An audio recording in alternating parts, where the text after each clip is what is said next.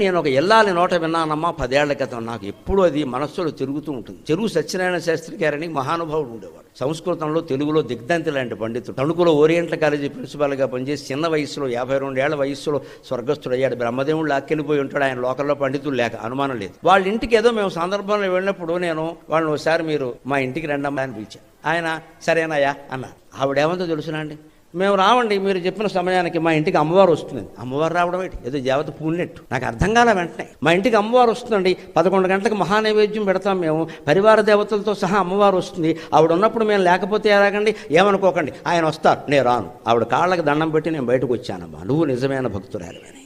అమ్మవారు పరివార దేవతలతో సహా ఆ ఇంట్లో ఉందని ఆవిడ భావన చేస్తుంది.